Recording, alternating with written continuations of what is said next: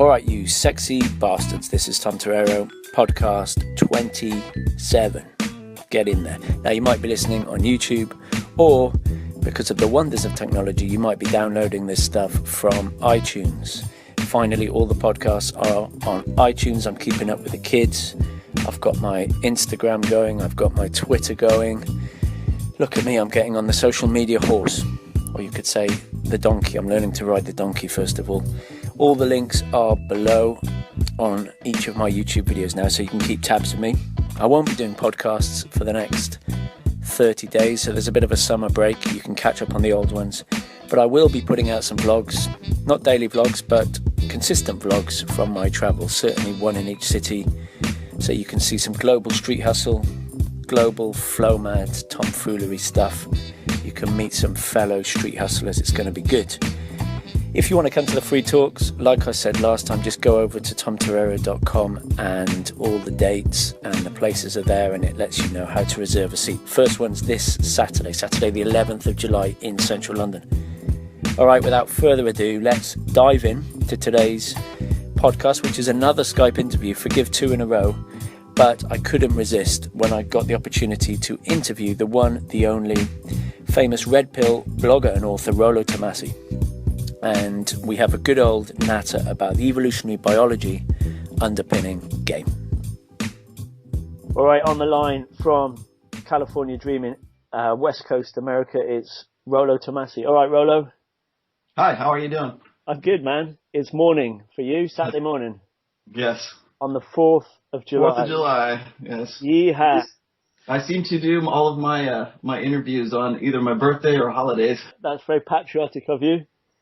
I hope you've got a flag and some paraphernalia. Yeah. It's a big holiday, isn't it? Even on the West Coast. Oh yeah. Oh yeah. Oh yeah. Hell yeah.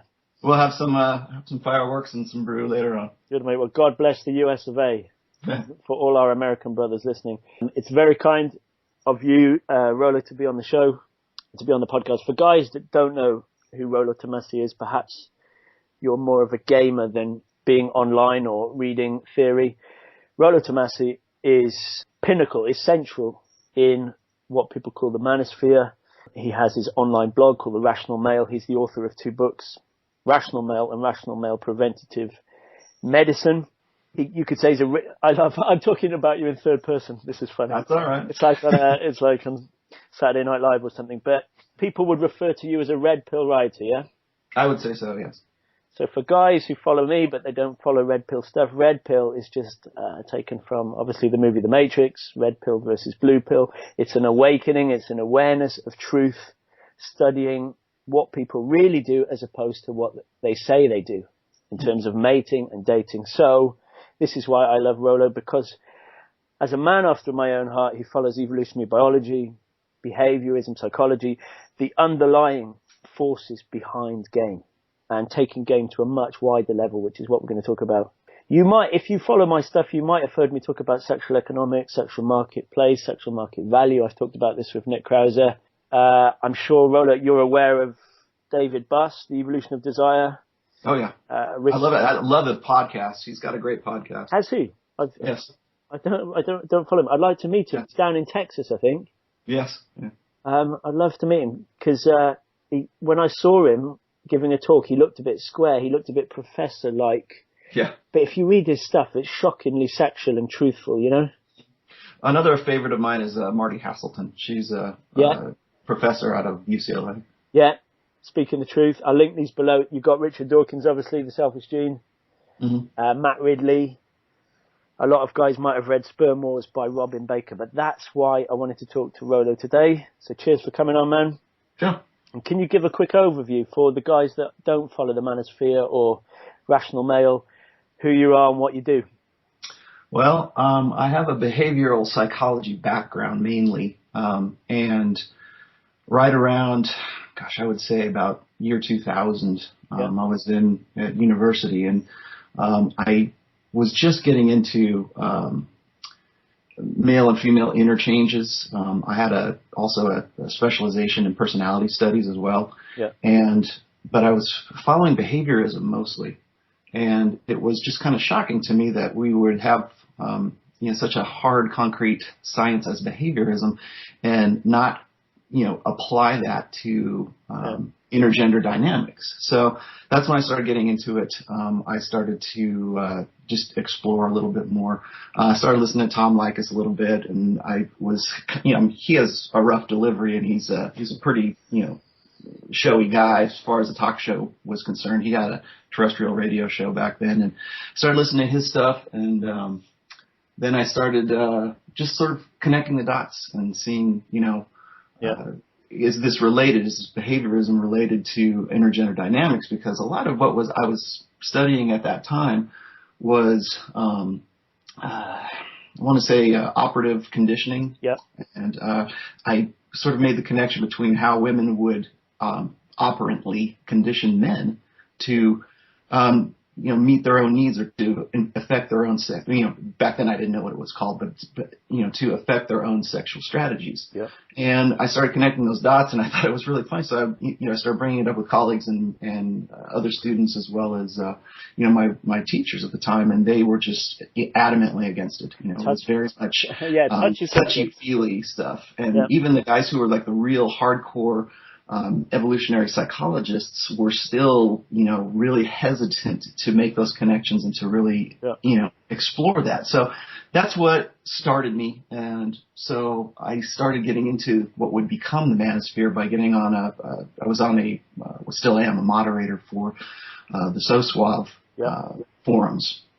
And I got into it with these guys, and, we sort of hashed things out. It was a real debating forum for these ideas, and from those ideas, then I launched a blog back in 2011, and I've been writing really for, the last 10, 12 years, but nothing formally until I started The Rational Male.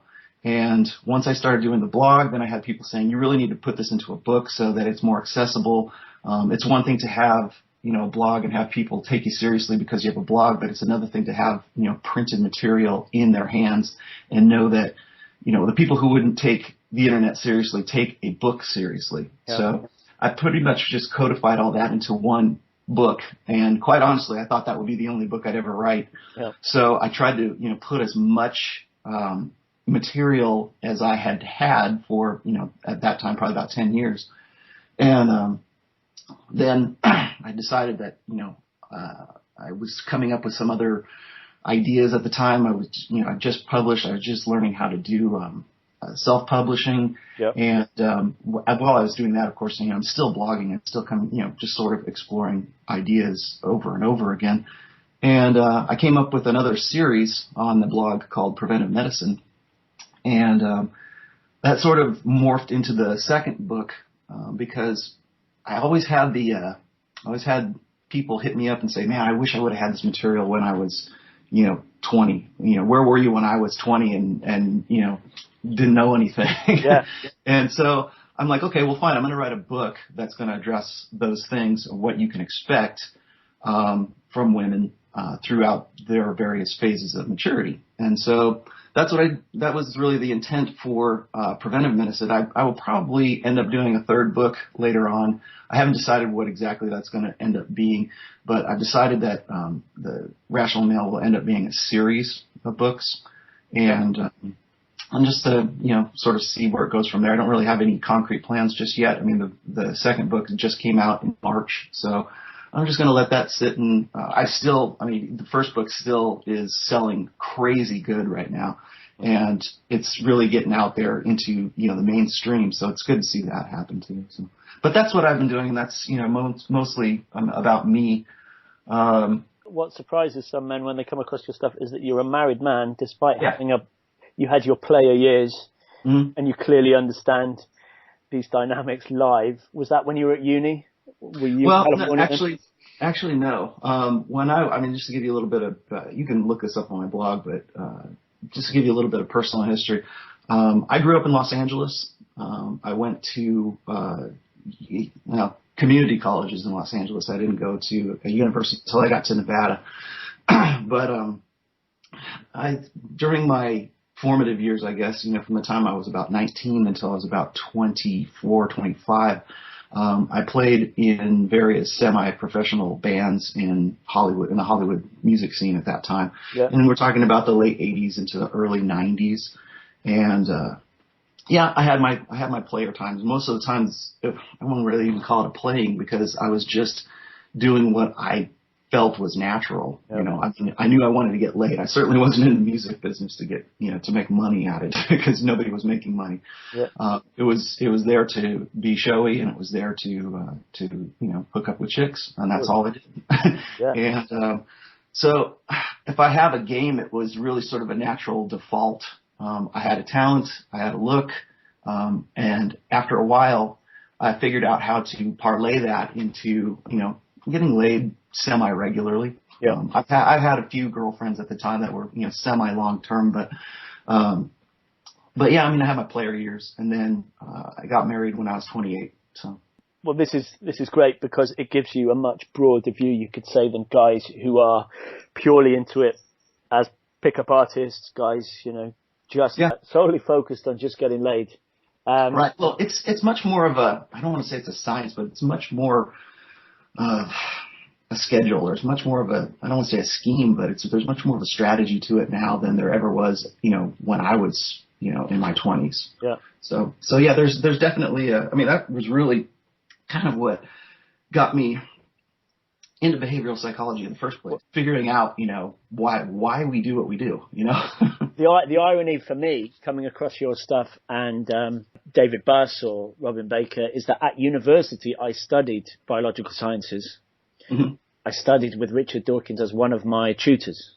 Mm-hmm. I was a very introverted academic nerd. So at the time I remember thinking, what use is this? It's very interesting theoretical genetics, but when would this ever benefit me?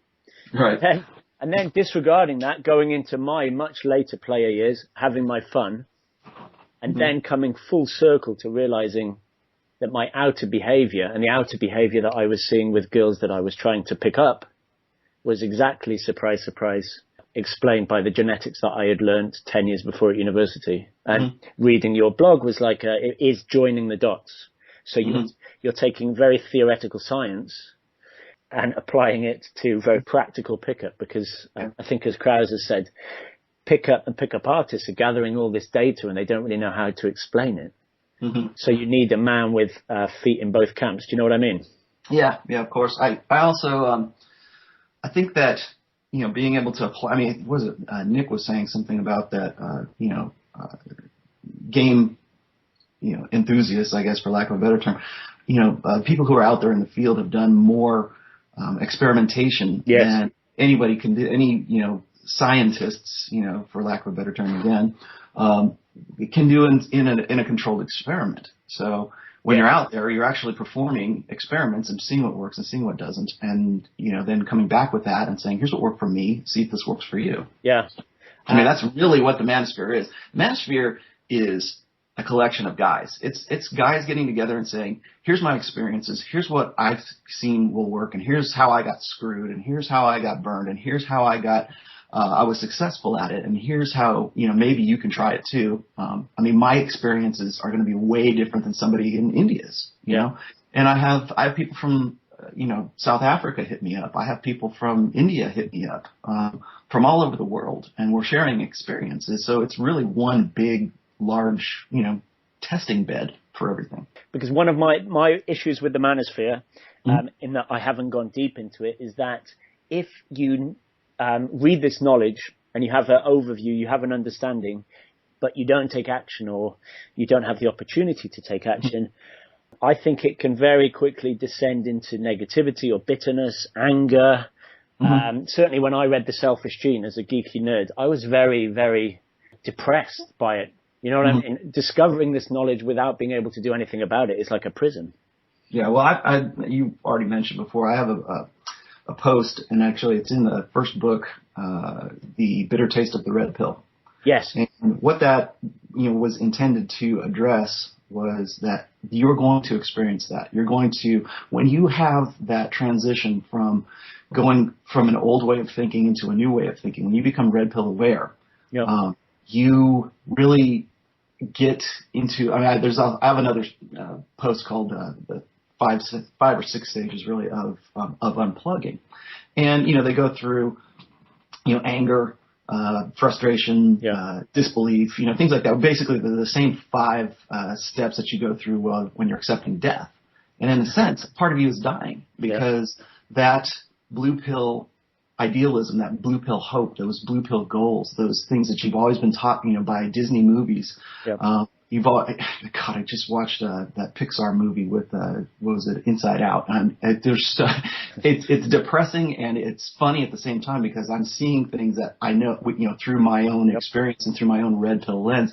And, people are laughing and everything, but I'm looking at this movie going, oh my God, this is actually very depressing to me. Yep. And if you are a red pill aware guy and you're the only one in the audience that gets it, that can be a pretty lonely place, man. Yeah. That can be a pretty upsetting, frustrating place because all of these things that you thought were so real and so concrete and you thought that you were going to be able to, live happily ever after, you have to change that. You have to change your ideas about what it is that you want for yourself. And the good news, of course, is that, in a red pill awareness, you can do that. You can reestablish hope for yourself, but you do it from a place of truth and a place from reality. I describe exactly that point as once you see the overview, you are in what Tyler used to call, you're in the secret society in that you see the hacks, you see the loopholes. Right. Which I see as massively useful and inspiring. And if you are a single guy, or even if you're married, you can use this knowledge to play Vegas at their own game, if you like. Right. So I think it can be liberating would you agree that if you take this knowledge, but you apply it positively? Oh yeah, of course. And and that's sort of the message in the second book as well. That's why I did that, is so that people, men would have a better understanding of what to expect. From the women that they are either, out in the clubs gaming, or they are married to, or they have, heck, even your sister, even your mother. Yeah. People, women that you work with at, in your workplace, things like that. You're better prepared for it, and you know what's coming next. So, if you know that your female boss is on the rag this week, well, you can plan ahead for that, Yeah. And you understand, you have a better idea of what is going to come the week after that, because women are on a cycle. They're not just. I mean, that's one of the biggest lies of the blue pill, is that everybody is everybody. Everybody's just even. We're all equal. The only thing that's different is the plumbing. That's bullshit. Yep. And the sooner you grasp that, the better off you will be. That we are not all equal. We are not all exactly the same. Okay. Yep. Men and women are different. It's fundamentally different. I've obviously read both books, but I have to say the second book I enjoyed more because, as you said, it's a book that I could hand to a guy as a practical manual and say, look, this is a woman's span. This is what's going to happen in different phases of her life and why, without her often being aware of it. So you stress the kind of subconscious aspect of this, because I think a lot of guys get caught up in thinking that women are doing this on purpose as a kind of an evil plotted game.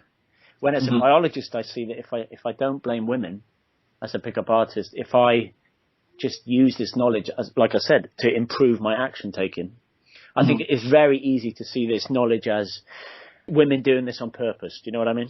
Right. It seems manipulative. And I think that's one of the bigger disconnects that a lot of guys have, is they expect some personal responsibility from women, and you should. And there's nothing wrong with that. Yep. I mean, just because you're built a certain way, or, you're prone to certain things because you are a man, or because you're a woman, or just simply because, you are who you are. But that's not excusing. I mean, the game red pill knowledge is not excusing behavior. It's not a license to, commit crimes. It's not a license to, to sin. It's not a license to go out and do all that stuff. It's just simply knowledge. When you're talking about hypergaming, you have to understand that that's how women are built. That is their sexual strategy. Yep. Men are different. Our impetus is unlimited sexuality with unlimited, agency, unlimited access to unlimited sexuality. If we can get it, we'll get it. We'll try to get it. That's a good time. If you could explain to guys that aren't aware necessarily of this double strategy that women are playing, because I'm sure men know instinctively their own strategy, which is this kind of polygamous, fuck as many young hot girls as you can to spread your genes. Mm-hmm. But it might surprise guys who are new to all this knowledge. What are the two strategies that women are playing? Well, the euphemism, of course, is alpha fucks and beta bucks. Okay, when you are looking at women's sexual strategy, it comes down to what's called a dualistic strategy, and that means that they're looking for the best genetic deal that they can get and the best provisioning, long-term security deal that they can get. And I go into this in the second book as well, as I outline just the biological underpinnings of that. You have to understand that women's sexuality, women's fertility is cyclic. So, during parts of their menstrual cycle, they're more prone to the alpha fuck side of things when they are in an ovulatory, what's called ovulatory shift is what it is their behaviors will prompt them to seek out the alpha, seek out the better looking guy, the guy with the more masculine qualities who are not necessarily is the best, long-term choice for them. Yep. Then in their, in the luteal, that's called the proliferative phase. The second phase, of course, is after menesis, and that ends up becoming the luteal phase. I go into that in the book as well. Yeah. And so those are the two prompts. In that luteal phase, women are looking for comfort. They're looking for rapport. They're looking for the nice guy to comfort them. They're looking for security, looking for parental investment cues from a guy, more feminine, more comforting, features, as opposed to in the proliferative phase where they're looking for the hot alpha guy. And that's when you go see girls on their girls' night out at the clubs. Generally, they're probably going to be in the proliferative phase because they're working it out, maybe not consciously, but on a subconscious level. They're trying to make it as convenient as possible for them to be in a position where they would find the guy like that. Yep. Or as opposed to in their luteal phase, they're looking for a guy who is, like I said, more comforting, more husband material, I guess. I love how people claim that women are a mystery, this eternal mystery. I think even Professor Stephen Hawking said he understands black holes, but he doesn't understand women. Exactly. Whereas to an evolutionary biologist, it's very simple. Mm-hmm. Yeah, and your scheme in the second book, I mean, it lays it out bare. It's not that complicated, is it? No. What I was going to say, though, is that that biological underpinning then extrapolates into an overall strategy, okay? Mm-hmm. So we're looking for the guy. A lot of people want to say that ideally, if a woman could find one guy, a hot guy with the provisioning aspects and was the ideal of those two, you would like to say, okay, well, that's the guy that she's going to settle for. That he is alpha fucks and beta bucks. The problem that you're running into right now is that that's not necessarily true, and particularly now with women being able to have more freedom in the sexual marketplace and their ability to optimize hypergamy. They're not looking for alpha fucks and beta bucks in the same guy now. They're looking for in separate guys. To guys that don't know what hypergamy is, can you just summarize that term? Hypergamy is, like I said, just what I was just talking about just now, is really a dualistic nature of women. The dualistic nature of women is that they want the alpha fucks and the beta bucks. But the hypergamy, would you say, is like the upgrade when you constantly got the eye on the next iPhone? Right. The best that they can do is not enough. The better is what they need. They need better than their sexual market value. That's what hypergamy is. It's women's constant look for a better sexual market value than they themselves can actually merit. Yep. So when we're talking about the hot guy and she's in her proliferative phase, that guy, if he's 2 steps above her in the sexual marketplace, that's what she's looking for. That's optimizing hypergamy. It's a better than level deal. Yeah. Also, when it comes to provisioning, if she can find a guy who is, a millionaire, is going to be better, a better provider than somebody who's, a sandwich artist at Subway. Yep. So, but once again, it's her strategy. It's often subconscious. This is where guys misunderstand it as her plotting this, late at night. Okay, there are women, there are bitchy women, just like there are dick men, but just like we do subconscious things like looking at boobs, looking at asses, thinking about cheating on our girlfriend. Right. They're Well, subconsciously looking for, the back it's like in the it's like I said, shit testing ends up being really a fitness test for that particular, whatever that aspect of hypergamy that woman is looking at that precisely. Yeah. So for them to shit test you is as subconscious to them as you staring at a girl's boobs. Yep. Because that's what you're looking for. You're looking for sexual strategy optimization. Yeah.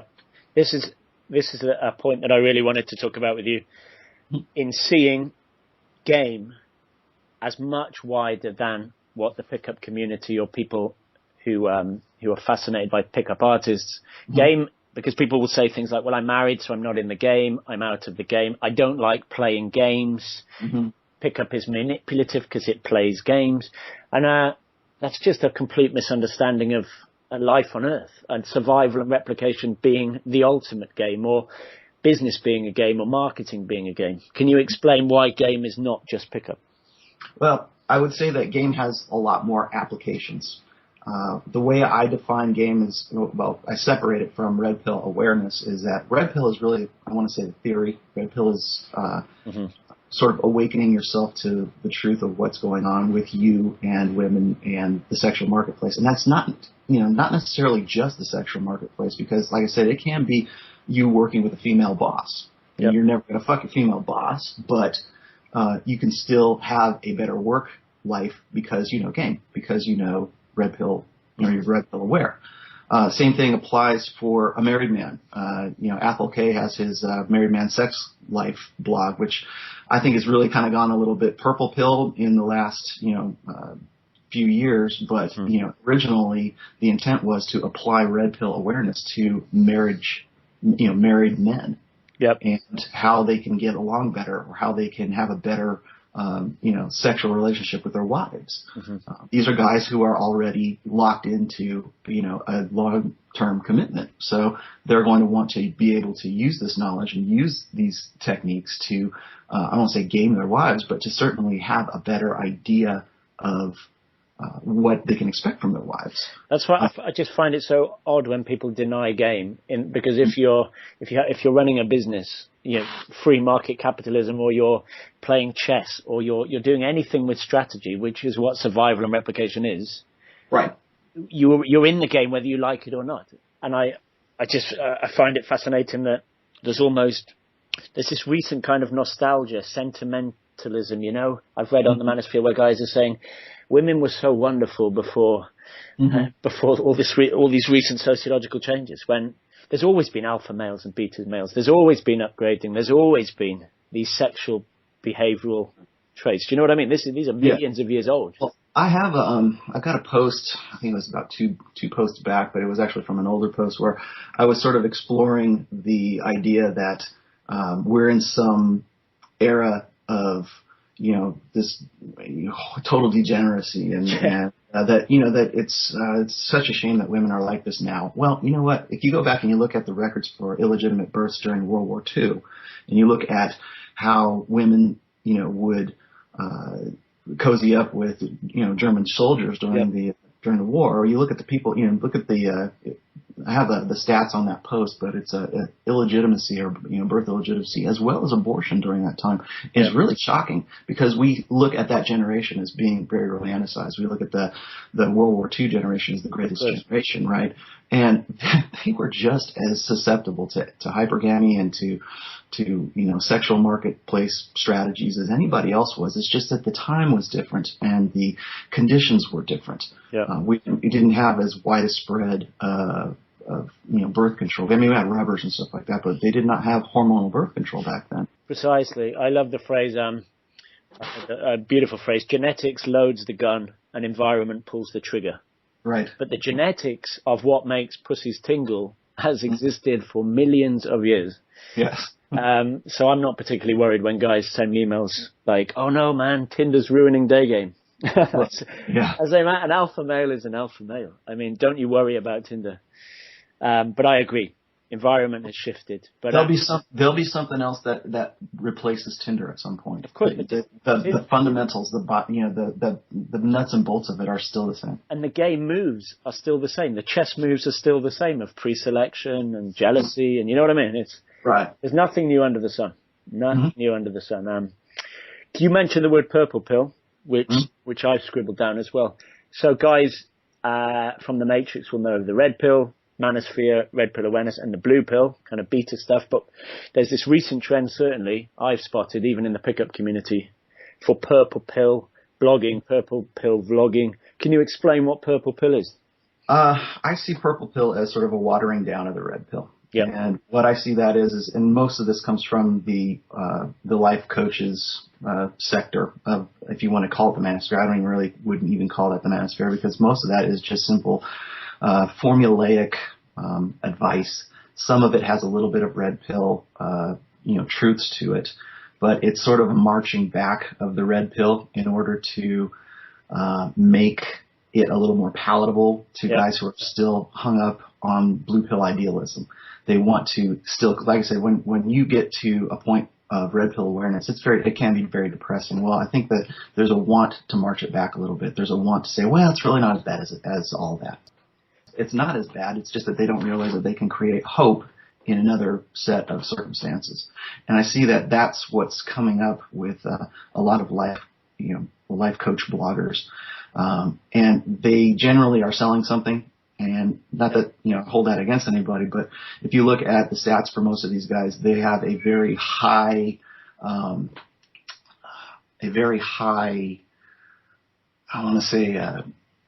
instance of having, women participate on their blogs and their forums and things like that. It's when you see pickup guys asking girls on the street for dating advice, that kind of thing.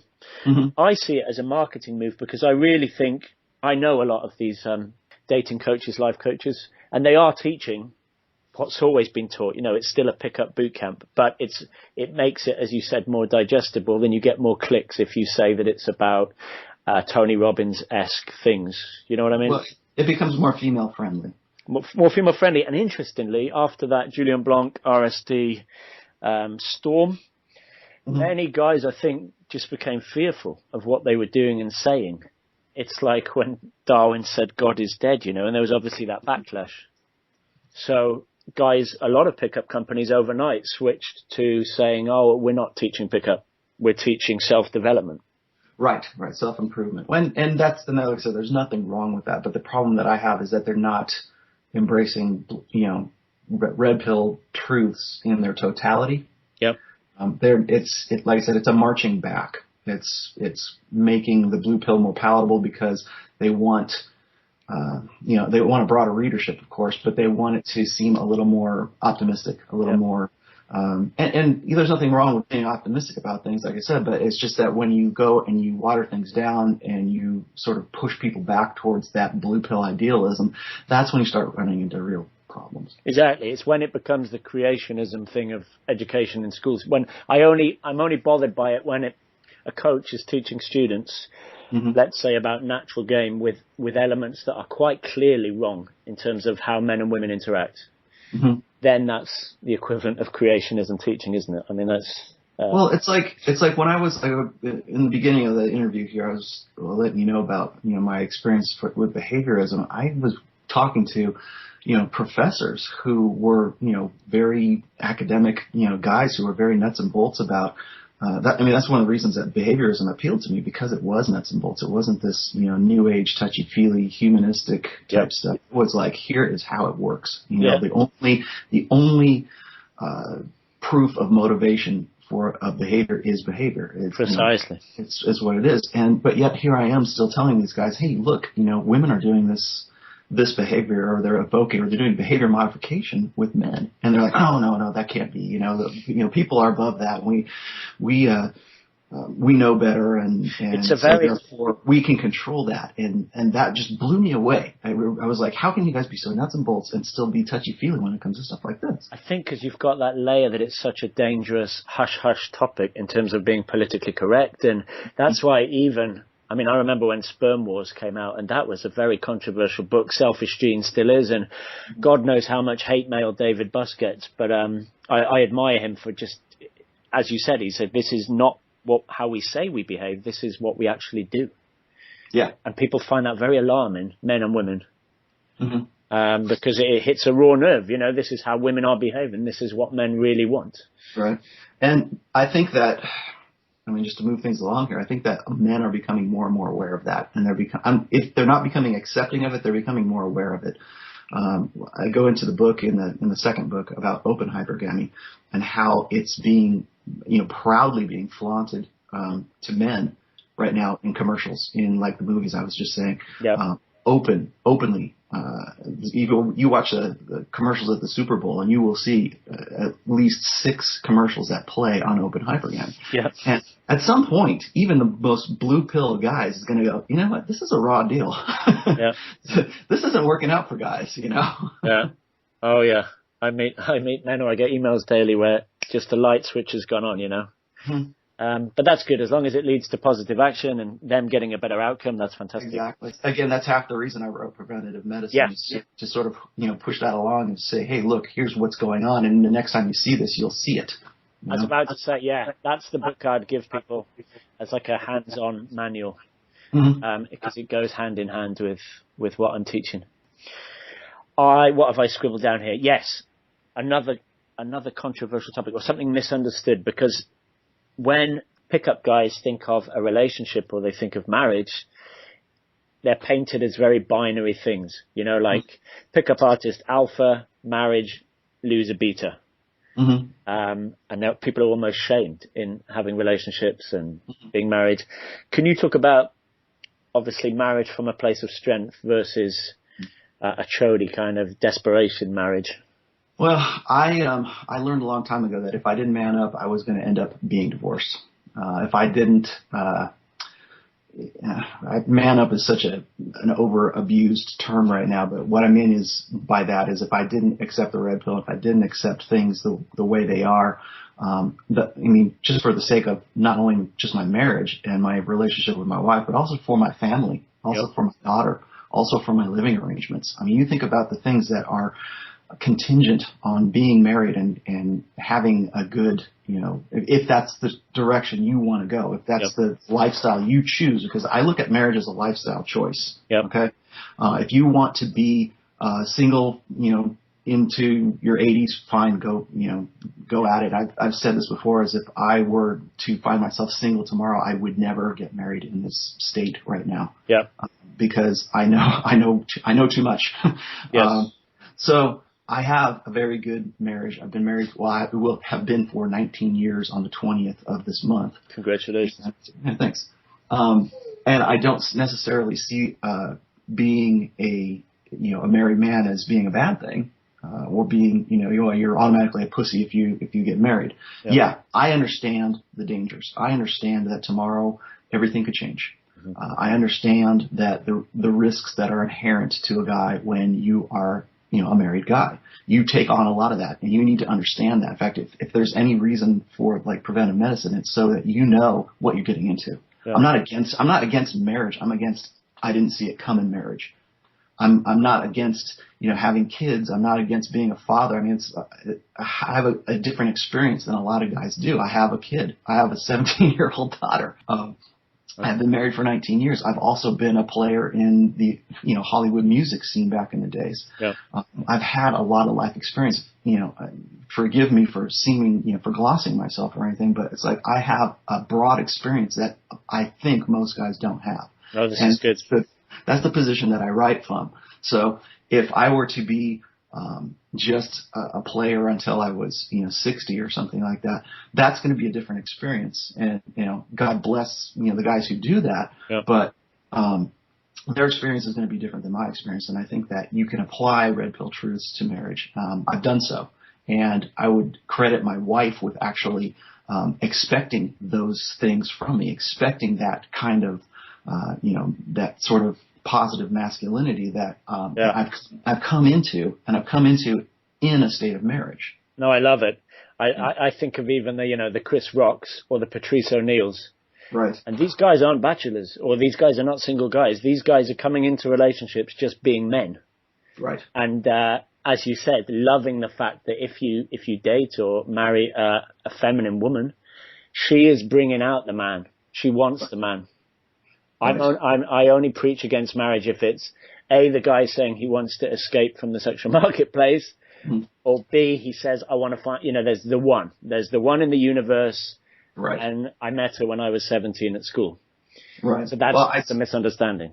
Well, I approach marriage from a completely different perspective now than I would have when I was, in my 20s. I kept saying I had just gotten out of a very, very bad relationship before I met my wife. I was with a borderline personality disorder woman for a while, and it was a very psychologically abusive relationship. And so that's another aspect of intergender relationships that I can address because I had that experience. It's horrible, and I would advise any guy in that situation just to simply get out. Don't try to make it better. Just get out and go. So I can address those things, and I think that having a woman that expects that positive masculinity is certainly another part of that experience. Yeah. There's not, I didn't marry a unicorn. There are, people who say, well, you just got lucky, or you just got a great, you just got into something that you didn't know what you were getting into. And I sure as hell didn't know what I was getting into. But I want guys to understand that, like, I think that most guys who get into a marriage go in with a weak frame, and that's the frame they keep throughout that marriage. And then, because they're approaching it from a blue pill perspective, and they don't realize that right about the time that they're going to get married is right about the time that a woman needs to get married, or she needs her sexual market value has declined to such a state that she needs to get that. She needs to have a plan B guy. Yeah. And those guys end up being the guys who get fucked really bad in divorces later on. So, I think that if marriage is a choice that you want to make, that's okay, but I think that you need to go in with your eyes wide open and understand that she needs you more than you need her at that particular point in her life. Let's finish on a topic which I think is one of your favorites. It's certainly my favorite, and it's misunderstood, and it links to exactly what you just said. That's frame control. Yeah. Yes. When I teach frame control, I usually get gasps from people in the audience. So I remember one guy came up to me after a seminar and said, how does he strategize it? How can he make it secret? And it was as if he was going into a war, it was as if it was confrontational. And it's very easy to see frame control like that, because when guys think of frame controls, they think of bitchy shit tests in a nightclub. Yeah. But when you're talking about frame control, and we're looking at it from a biological or a strategic point of view, frame control is everything, isn't it? It's exactly what you just said about roles in a marriage, going in with your eyes wide open, knowing who's holding the ball.